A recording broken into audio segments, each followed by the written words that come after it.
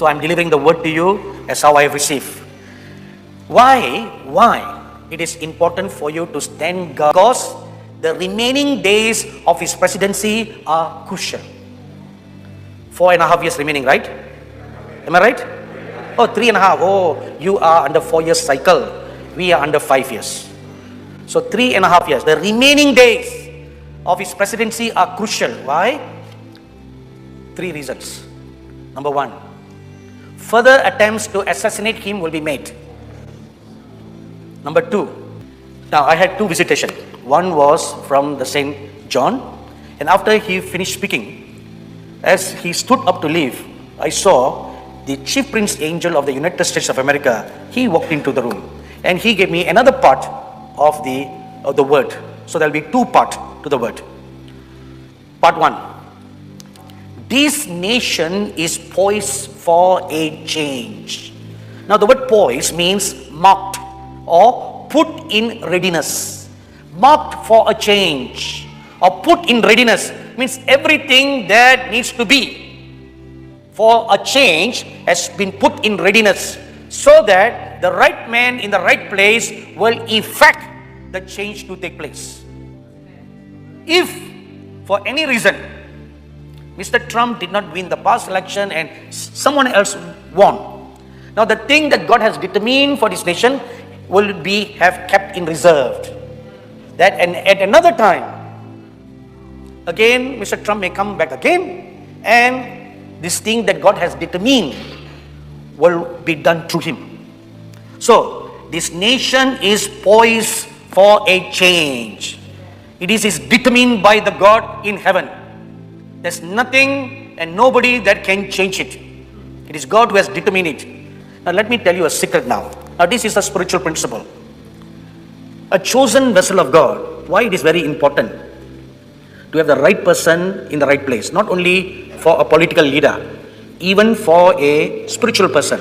I say a pastor, a minister of God, male minister or female minister. They are an open portal. They are a gateway. So when the right person stands in the right place, then it is through them the gate is open. I'll give you a biblical proof for this.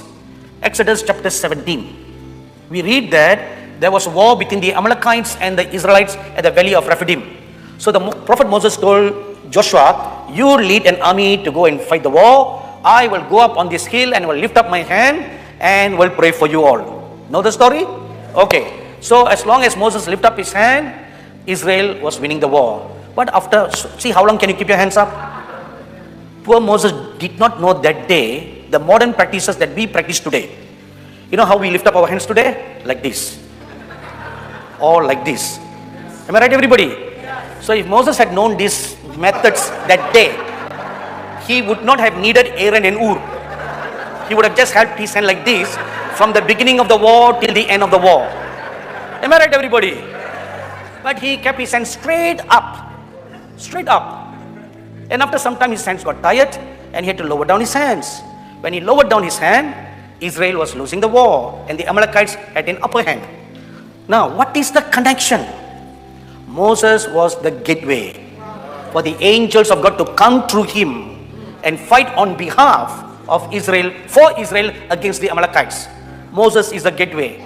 Another biblical proof, Joshua chapter 5. An angel of the Lord appeared before Joshua and said, I am the captain of the Lord's host. Now this is what you shall do. And he gives them a battle strategy. So on the last day, go around 7 times and then blow the trumpet. This is what they have to do. And then the angels came down and pushed the wall straight down to the earth. The priests and the warrior army that day were the gateway. And they had to do exactly like what they were told to do, so that it opens the heavens for this angelic army to come and carry out the warfare. So a church or a minister of God or a king. Now I use the word king in a general sense, meaning a prime minister or a president or a real king. They become the gateway. That is why you read in the Old Testament, whenever the king of Israel or Judah, when they turn away from God to worship idols, the judgment of God came upon the entire nation. Because they are the gateway. Through them, righteousness comes in or filthiness comes in.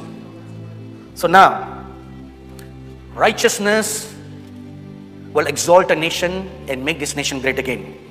Now you take away the wicked from before the king. Proverbs chapter 25 verse 5 says, his throne will be established in righteousness.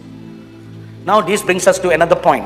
Take away the wicked before the king and before his throne, then his throne will be established. So what is the wicked? Wicked counselors, wicked leaders, wicked advisors. They need to be removed. So first point of prayer. Pray that wicked leaders around your president or the wicked leaders in your Congress will be removed. Wicked leaders in your judiciary, they will be removed. You know, for the very fact, for the legislation Roe versus Wade to be revived and then to be annulled was because of righteous judges on the Supreme Court. Am I right? Now you just imagine if the righteous judges were not more than the liberal judges, what would have happened? Then the balance would tip the other way around. So you must pray. All these wicked counsels will be removed. Wicked judges will be removed. Wicked leaders will be removed. So that righteousness will be restored back in the nation. Point number 3. Godliness will once again take root in this nation.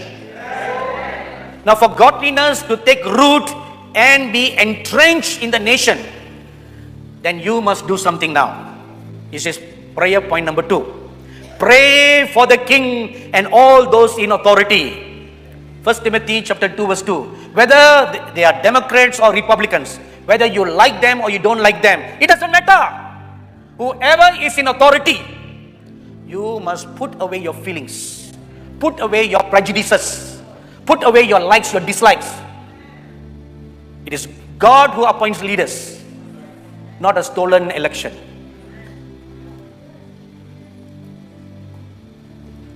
Even in communist countries, even though yesterday we heard from Apostle Romy how 200 of his people were killed. But it's a good government in the nation. Why is this taking place? We don't know. But does it mean it's a bad government? You don't want to pray for the government? That is wrong attitude. Whether it's good government or bad government, good leader or bad leader, it is a true Christian's responsibility to pray for the king and all those in authority. He isn't perfect, but has been chosen by God for such a time as this. Now, where have you heard this phrase before? Such a time as this? Esther chapter 4 verse 14. For such a time as this, you have come into the kingdom that you may save the Jews from extermination. For such a time as this. Amen. For such a time as this. We may not know the full implication from spiritual perspective, the role of Mr. Trump in the history of the United States of America. You may not know it. But for such a time as this, he has been chosen to effect a work. Therefore, he needs to be surrounded with prayer. 1 Timothy chapter 2 verse 1 and 2. Now this was the reason why the prophet Daniel stayed back in Babylon instead of going back to Israel when King Cyrus passed the order and all the Jews returned back to Jerusalem. He did not go. He stayed back in Persia. Why? Because he stood with each king. During the years of Prophet Daniel, he passed through 4 kings: Nebuchadnezzar, Belshazzar, Darius, and Cyrus. For what reason? To pray for the kings and to open the windows of the heavens for the nation. One man, God poised one man, God placed one man in a strategic place to effect kings. It was Daniel's prayer and counsel that changed Nebuchadnezzar. It was Daniel's prayer and counsel that changed Belshazzar. It was Daniel's prayer and counsel that changed Darius to be soft towards the Jews. And finally, it was Daniel's prayer and counsel based on the prophecies of Isaiah that he gave to King Cyrus that finally made him pass a law to release all the Jews to go back to Israel. One man, one chosen man by God, strategically positioned, effected and saved a nation. So Mr. Trump is like that, chosen by God for such a time as this. So because of the prophet Daniel's continual prayers, angels kept coming, bringing word for the nation and the end times. You read this from Daniel chapters 9 to 12. So it's very, very important to have prophetic intercessors, prophets in a nation. We need good apostles, we need good pastors, we need good teachers, we need good evangelists, but at the same time, you also need good prophets. Not prophets who make money by milking you. Don't be duped. Don't become like cows. If you become like cows, they will milk you. You know, I'll tell you one truth. A prophet is not someone who just lines people up and give them a word. No. A prophet is a person who has an intimate walk with God. They are always hidden behind the scene, not make a public show of their giftings. Anyone who makes a public show of his giftings, you can denounce them, write them off as a charlatan, as a show off. Just write them off. No matter how great their giftings can be, no matter how powerfully accurate their words can be, just write them off. Show off. Another Balaam, a prophet for sale. True prophets are not like that. You cannot buy them with money. No matter how much is presented, they are not for sale. True ones. So that is what this nation is lacking. There are true ones, hidden in some corner. So you need them because they are the eyes of the church. They see the prophets and the prophetic intercessors, true prophetic intercessors. They are the eyes that see and then pray. You need that. So saying all this, the Apostle John ended and he left. Then came the angel of the United States of America. And I have seen this chief prince angel of the US many times. The first time I saw was in the year 1993 in St. Louis. That was the first time I saw this angel standing by the Statue of Liberty, just beside the Statue of Liberty, high, gigantic, huge and gigantic. And I think this is either the fourth or the fifth time. But this time I saw him different. He was dressed, his robe was like made of the flag of the US, was draped, not put on. His robe was literally made of the flag of the United States of America. So now he spoke. Number one, where are the intercessors who are supposed to pray for him? Mr. Trump. Where are the intercessors who are supposed to pray for him and the nation? Where are they? You know, one common mistake that has been made is, for example, Miracle Center organized 31 days of prayer for the election. Not only Miracle Center, there were many churches, many prayer groups all over the nation, from the East Coast to the West Coast, that were gathering to pray. Now that the election is over and the desire of your heart has come to office, have you let your guards down? Why have you let your guards down now? This has become a problem now. Where are the intercessors who are supposed to pray for him and the nation? Question number one. They are supposed to guard the White House, the office and the residence of the president. They are supposed to guard the White House standing in four corners. Just like how the four living beings stand around God's throne. Revelation chapter 4, verse 6 to 8. Now, I want you to imagine like this. Let's suppose this pulpit is the throne of God. According to Revelation chapter 4, verses 6 to 8, there was one living being standing in this position, another living being standing in this position, and the third standing in this position, and the fourth standing in this position. 4 living beings standing guard around the throne of God. So now the similar word comes. They are supposed to guard the White House in 4 corners. Now I can't explain to you where the 4 corners are. I am just a middleman. So I'm delivering the word to you as how I have received. Why? It is important for you to stand guard in the 4 corners of the White House, because attacks from 4 areas will come against the president. What are the 4 areas? Number 1, media. Number 2, politics. The involvement with other nations. That is another attack. A good example is this. Israel went to war with Iran, and US was standing behind just watching. They did not get themselves involved.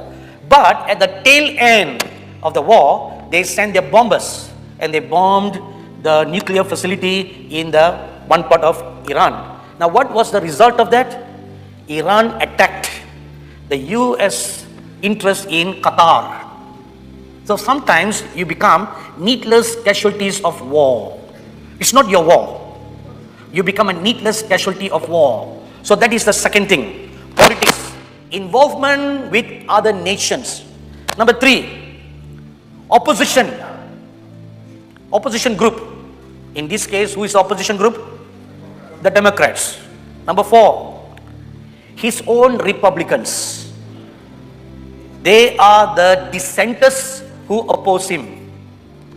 Is it correct? The 4th point?